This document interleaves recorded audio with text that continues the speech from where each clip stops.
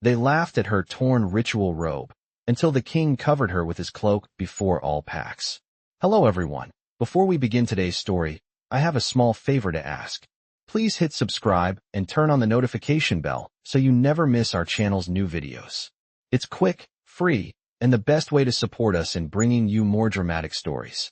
Your support means the world to us. Where are you watching from? Drop your city or country in the comments below. Thank you very much. Now, let's return to our main character. Her name was Rachel Turner, a woman who, despite the riches and privileges granted by her position in the kingdom, was nothing like the typical royalty. Rachel had always been a quiet, modest figure, never one to seek attention, preferring the shadows and corners of the grand palace where the light never quite reached. But today, as she stood in the center of the marketplace, under the curious eyes of all the villagers, she felt the weight of their gazes more than ever. Her robe, once an intricate and stunning garment for the sacred rituals, now hung in tatters, shredded by the very winds that had once been a symbol of her grace. It was a rare occurrence. This kind of public humiliation was unheard of for someone of her stature. The whispers began almost immediately. The crowd, unaware of the circumstances that led to the destruction of her ceremonial attire, laughed. They pointed, some even making crude remarks. It was as if the kingdom's respect for her had been swept away with the wind that tore her robe apart. But Rachel held her head high. She had no choice. If she showed the slightest sign of weakness, they would never stop laughing, never stop judging. She had been raised to endure, to remain dignified no matter what. Yet, even with that strength, the laughter stung deeper than she could have imagined.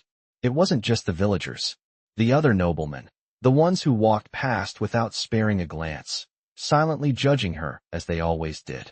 Rachel Turner, the weak one, the imperfect one. It was all too much for her to bear. She longed for just one moment of comfort, one moment of solace, but it seemed as if the universe had abandoned her. And then, just as the voices of ridicule reached their peak, a single figure appeared through the crowd. The crowd parted like the Red Sea, and there, standing tall and imposing, was King James Harrington. His regal presence seemed to swallow up the tension in the air, replacing it with something else, something more powerful, more profound. His eyes locked onto Rachel's, and for a brief moment, everything else in the world faded. With a swift motion, the king, without a word, removed his cloak and draped it over her shoulders. The cloak, rich and warm, enveloped her like a protective shield. The crowd fell silent. They had witnessed something they did not expect. A king standing up, not for his own glory, but for the honor of the woman they had so mercilessly mocked.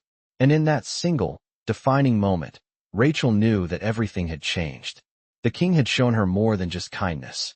He had given her something that no one else in her life ever had: respect. The king's cloak draped around Rachel's shoulders like a warm embrace, and for the first time that day, she felt a flicker of peace amidst the storm of ridicule. The harsh laughter that had echoed in her ears moments ago was replaced by a heavy, almost tangible silence. The crowd watched, stunned by the king's unexpected gesture. Rachel stood frozen, unsure of what to do or how to react. The weight of the cloak felt more than just fabric. It was a shield, a message that the king had chosen to stand with her, to protect her in front of the very people who had just torn her apart. His gaze lingered on her for a moment, and though he said nothing, the silent understanding between them spoke volumes. The king, James Harrington, had always been known for his regal demeanor, his stoic nature that commanded respect. But in that moment, there was something more, something vulnerable. He was not just a ruler. He was a man who had seen the pain in Rachel's eyes and had chosen to do something about it. The people of the village, who had once whispered and laughed at Rachel, now watched the king with a mixture of awe and confusion.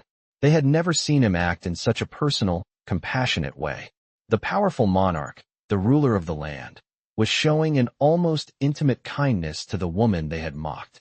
It was a turning point, not just for Rachel, but for everyone present. For years, Rachel had lived under the weight of expectations, her every action scrutinized, her every word analyzed. She was the daughter of a noble house, but that did not always protect her from the judgment of those around her. She had always been careful to maintain her composure, to remain dignified even when the world seemed to turn against her. But today, When her robe had been torn and her dignity shattered, Rachel had feared that she would break under the weight of it all. The king's gesture, however, gave her something she had never experienced before, a sense of solidarity. It was not just the cloak that mattered, it was the message it sent. The king had chosen to defend her, to show the world that she was worth more than their mockery. As Rachel slowly raised her eyes to meet the king's, she felt a warmth spread through her chest. She was no longer invisible to him. She was no longer just the woman with the tattered robe, the one whose mistakes had been on display for all to see. In that moment, she was a person, valued and seen for who she truly was, not for the things that had been taken from her. The crowd, sensing the shift, began to murmur amongst themselves. Some looked at Rachel with newfound respect, others at the king, whose actions had redefined what it meant to be a ruler. This was not about power or wealth. This was about humanity, about choosing to do what was right, even when it wasn't expected. And for the first time in a long while, Rachel felt a sense of hope stir within her.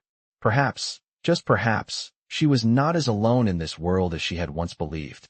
As the king stood there, his cloak still draped over Rachel's shoulders, a wave of disbelief rippled through the crowd. Rachel herself, still in a daze from the king's unexpected action, could hardly process what had just happened.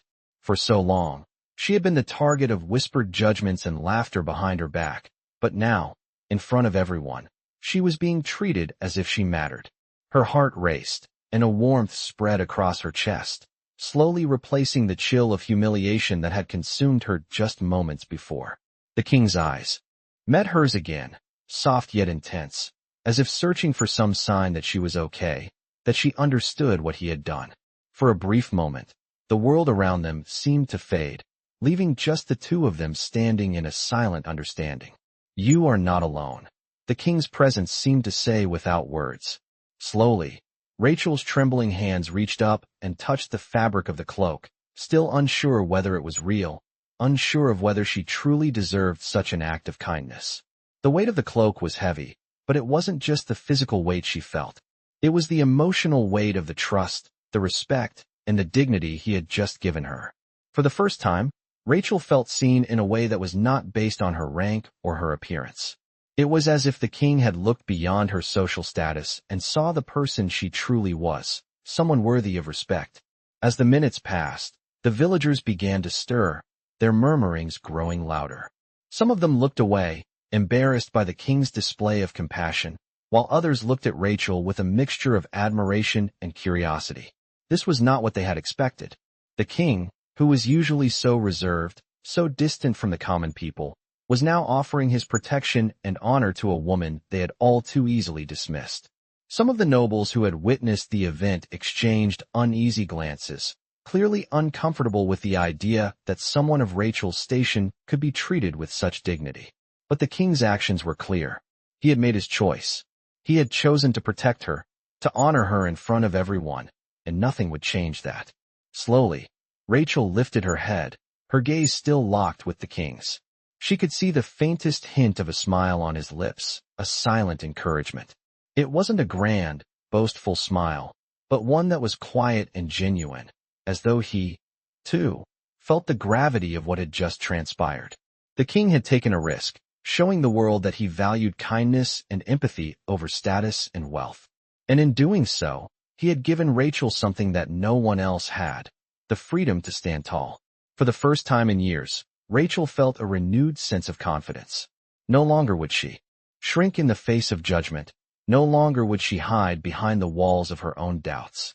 She had been given the greatest gift of all, the gift of being truly seen. And that would change everything. As the crowd slowly began to disperse, the weight of the moment lingered in the air. The villagers might not have understood why the king had done what he did, but they couldn't deny the change it had sparked. Rachel was no longer just the woman in the torn robe. She was something more now. She was someone who had been seen for who she truly was, not just by the king, but by everyone who had witnessed his powerful act of respect. The next few days felt like a dream to Rachel. She walked through the palace halls with a new sense of purpose, her head held high, the king's cloak still lingering in her thoughts. Every time she passed a servant or a noble, they would bow or nod in respect, a small gesture that spoke volumes. The whispers had stopped. The laughter had faded into the background. What had once been a source of embarrassment had now become a symbol of her strength. People no longer saw her as a figure to ridicule, but as someone worthy of their acknowledgement. The king's protection had done more than shield her from the ridicule of the villagers. It had allowed her to reclaim her dignity in a way she never thought possible. But even as she moved with newfound confidence, Rachel could not shake the feeling that something deeper had shifted within her. The king's kindness had awakened something inside her, a sense of self-worth that had been buried beneath years of judgment and self-doubt. She found herself looking at the world around her with a new perspective. No longer was she a mere figurehead in a kingdom that valued power and appearances above all else. Now, she felt like she had a voice, one that could be heard and respected. It wasn't just the king's actions that had changed her, though. It was the way the entire palace seemed to respond to her now. The once cold and distant nobles now looked at her with a mix of respect and curiosity, unsure of how to treat a woman who had been given the king's favor. Rachel's position in the kingdom was no longer defined solely by her bloodline or her status. It was now shaped by the way she carried herself, the way she refused to be diminished by the world's harsh judgments.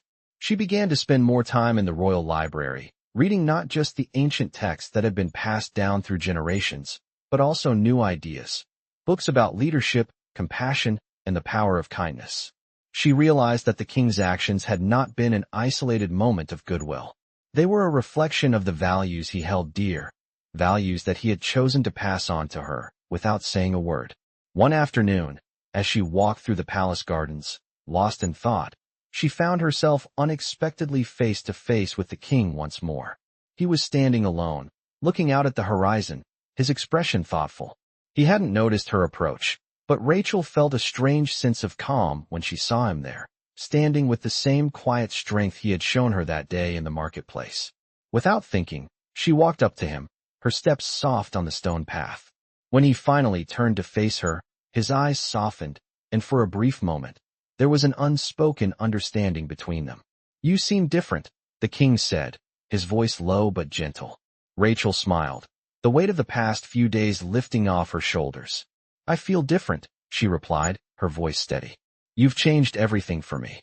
The king studied her for a moment, as if weighing her words carefully. Then, with a small nod, he spoke again. "I gave you my cloak that day because I saw something in you, a strength you may not have known you had. But you are the one who has done the hard work. You found the courage to stand tall, to be seen for who you truly are. And that is what will change the world, Rachel." Rachel blinked, the realization sinking in. The king had not just given her his cloak to protect her from the mockery of others. He had given it to her as a symbol of her own potential, a reminder that the power to change her own fate had always been inside her. For the first time in her life, Rachel understood what it truly meant to be free. It wasn't just the absence of ridicule, it was the presence of confidence, the knowledge that she could stand on her own, regardless of what others thought. And as she looked at the king, the man who had shown her this path, she knew that her journey was just beginning. The days that followed were marked by a subtle but undeniable shift in Rachel's world. She had begun to see herself through a new lens, one that was clearer, more confident, and far less concerned with the judgments of others. Her mornings were no longer filled with anxiety about what others might say or think. Instead, she found herself approaching her duties with a calm determination that surprised even her. Rachel spent more time in the royal library, immersing herself in books that were once beyond her reach. Texts about leadership, governance, and the intricacies of diplomacy now seemed less intimidating, and she began to grasp the complexity of the world around her. The more she learned, the more she realized that she had always been capable of so much more than she had given herself credit for. In the quiet moments, when the palace was still and the sun cast its golden light through the windows, Rachel would reflect on the king's words to her. "You are the one who has done the hard work. You found the courage to stand tall." It wasn't just the king who had seen her potential. It was the realization that she had always possessed the strength to change her fate, to create her own path. And yet, despite all of this newfound knowledge and confidence, Rachel couldn't help but feel a pull towards something greater, something beyond the walls of the palace. She began to spend more time with the people of the kingdom, listening to their stories, understanding their struggles. The king had shown her the power of compassion and empathy, and now Rachel felt a deep responsibility to carry that forward. One afternoon, as she walked through the village once again, she was greeted with warmth, not mockery. The same villagers who had once laughed at her now nodded in respectful acknowledgement, a silent apology in their gestures. Rachel realized that their shift in attitude wasn't just because of the king's intervention, but because she had changed. She had become someone who carried herself with dignity and grace, and that alone had earned her their respect. As she made her way through the streets, Rachel's thoughts were interrupted by the familiar sight of the king. He was standing by a small shop, speaking with a group of villagers, his presence calm and unassuming. When he saw Rachel approaching, he smiled, and for a moment, the world seemed to slow down. He made his way toward her, his eyes bright with a warmth that had become familiar to her. "I see you've been busy," the king said, his voice carrying a note of pride. "The people are beginning to see you as you truly are." Rachel nodded, feeling a sense of accomplishment that she hadn't expected. "I've learned so much, Your Majesty," she replied, "and I've realized that the true power lies not in the title we hold, but in how we choose to use it." The king's smile widened. "Exactly. Power is not about dominance or control. It's about understanding, compassion, and leading by example. And you, Rachel, are already doing that." Rachel felt a surge of gratitude, but also something deeper, an understanding of her own purpose. It wasn't just about gaining the respect of others. It was about using her position to make a difference, to bring about change in a kingdom that had once seemed so distant from her. As they continued to walk together, the world around them felt more connected, more alive. And Rachel knew, in her heart, that this was just the beginning of a journey she had never imagined, one that would shape not only her future but the future of the kingdom itself. Weeks passed, and Rachel's transformation was not only evident to her, but to everyone around her. She had stepped into a role that she had never expected to play, one that was both empowering and humbling. The villagers, who had once seen her as nothing more than a distant, unreachable figure, now looked at her with genuine respect. It wasn't just because of her connection to the king. It was because Rachel had changed the way she carried herself. She no longer hid behind her insecurities or doubts. Instead, she faced the world head-on, with a confidence that seemed to radiate from within. But it wasn't just the village that had noticed her growth. The king, too, had seen the change in her.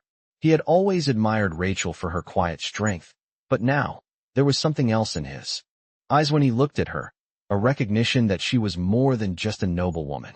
She was a leader in her own right. One afternoon, the king invited Rachel to his private chambers. It wasn't unusual for him to seek her counsel, but today, there was an air of anticipation that made Rachel's heart race. When she arrived, the king was standing by the window, looking out at the sprawling landscape of the kingdom. He turned to face her as she entered, and for a moment, there was a long, thoughtful silence between them. "You've come a long way, Rachel," the king said, his voice steady but warm. "I've seen the way the people respond to you now, the way they listen to you. You've earned their respect, and you've earned my trust." Rachel felt a lump form in her throat. She had never thought of herself as someone who could be trusted with such responsibility. She had always been content to remain in the background, to let others take the lead. But now, after everything that had happened, she knew that she had the ability to make a difference. "I don't know if I ever saw myself as a leader, Your Majesty," Rachel admitted, her voice quiet but filled with sincerity. "I never expected to be in a position where people would look to me for guidance. But I'm beginning to understand that sometimes, we don't get to choose the roles we play. We only get to choose how we rise to them." The king nodded, a small smile playing at the corners of his lips. "That's exactly it," he said. "Leadership is not about power or control. It's about making the choice to rise above the challenges, to inspire those around you by how you live your life. You've done that, Rachel, and I believe you're ready for more." Rachel's heart fluttered in her chest. She had never felt more seen, more understood, than in that moment. The king wasn't just offering her words of encouragement. He was offering her something much more profound, an opportunity to step into a new role, one that could change the course of her life and the life of the kingdom. "What do you mean, Your Majesty?" she asked, her curiosity piqued. The king's gaze was steady, and there was a weight to his words when he finally spoke. "I want you to help guide the future of this kingdom, Rachel, not just as a woman of nobility, but as someone whose voice can shape the future of all our people. You've proven that you are capable of so much more than what anyone ever imagined. It's time for you to take on a more active role in the governance of this kingdom. Rachel's breath caught in her throat. This was something she had never considered. To be trusted with such a responsibility, to be asked to help lead alongside the king, was more than she had ever dreamed. She felt a surge of emotion, a mix of excitement and fear, but above all, a deep sense of purpose. This was the beginning of a new chapter, one that she would walk into with the same courage and conviction that had carried her this far. And as she looked into the king's eyes, she knew that this moment, this opportunity, would change everything. Rachel was no longer the woman hiding in the shadows. She was a leader, ready to face whatever came next. The weight of the king's words lingered in Rachel's mind for days. She had always thought of herself as a silent observer of the kingdom, never a true participant in the political dance that shaped the lives of the people. But now, she had been given a chance to be more than that. The king saw something in her, something she hadn't even seen in herself, and he was willing to place his trust in her. It was a responsibility that both exhilarated and terrified her. The days after their conversation passed in a blur of preparations. Rachel spent hours with advisors, learning the intricacies of the kingdom's political structure, the needs of the people, and the delicate balance that held everything together.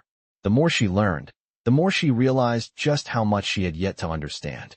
But the king's belief in her never wavered, and that gave her the strength to push forward.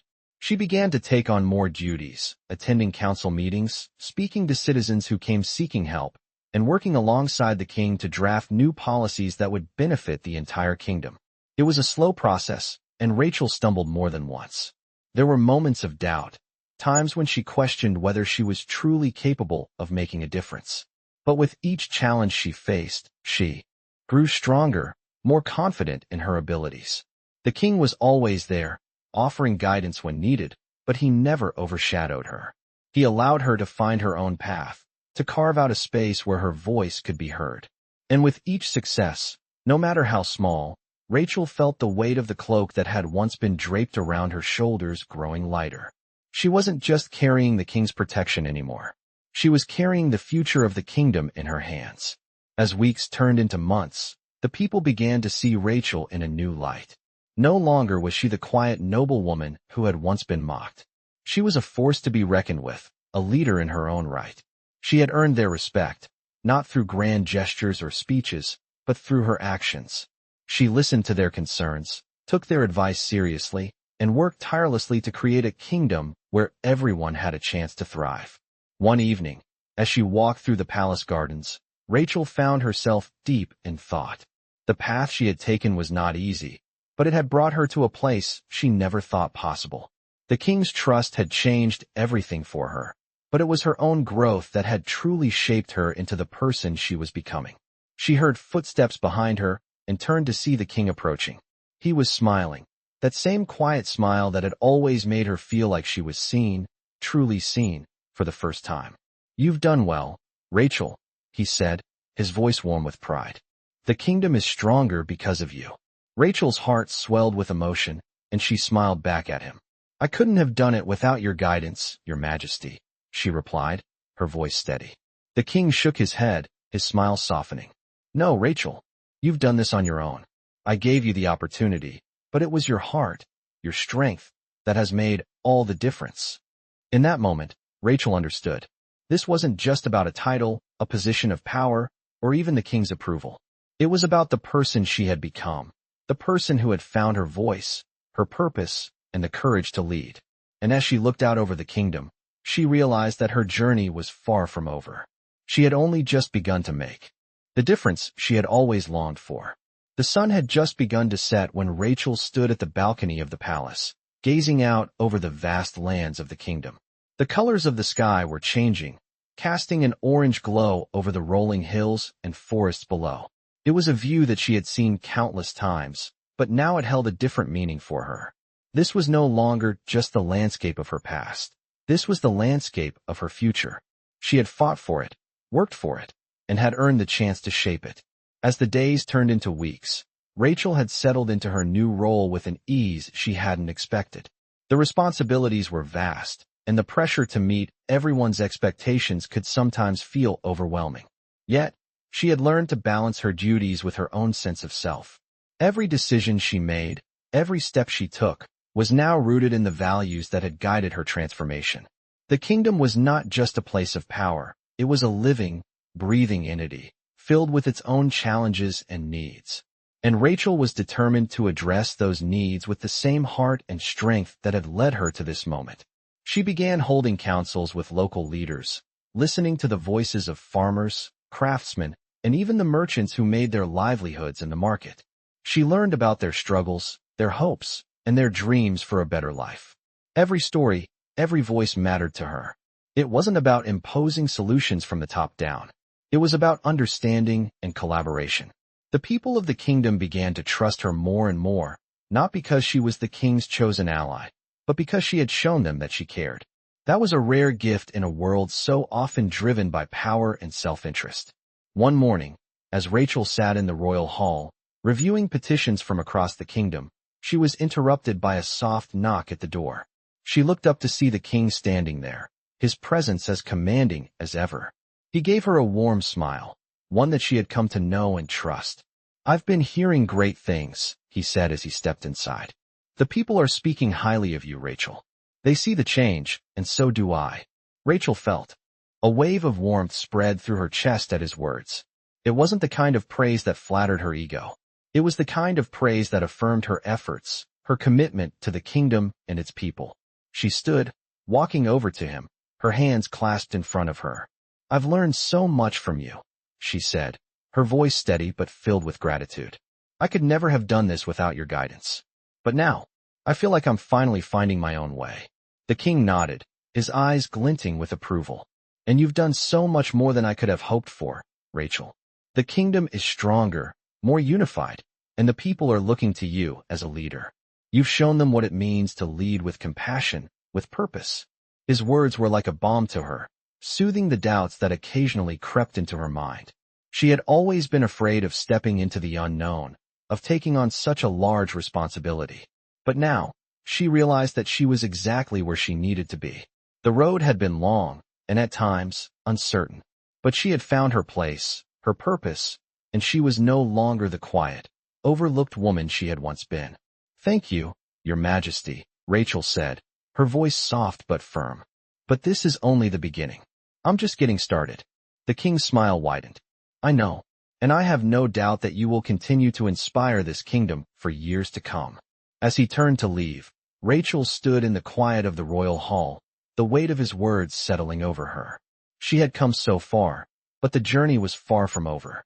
There was still much to be done, many lives to touch, and a future to build. But for the first time in her life, Rachel felt ready. Ready to lead, ready to make a difference, and ready to be the leader the kingdom had always needed. The sunset outside was just the beginning of a new chapter, one she would write with purpose, compassion, and unwavering resolve. Months passed, and Rachel's transformation was nothing short of remarkable. The kingdom, once divided by whispers and uncertainty, now stood united under her leadership. She had become the embodiment of change, a beacon of hope for the people. The lessons she had learned, both from the king and from her own experiences, had shaped her into a leader who understood the delicate balance between compassion and strength. It wasn't just her decisions that spoke volumes. It was the way she carried herself, the way she connected with people, leader, their advocate, and their protector.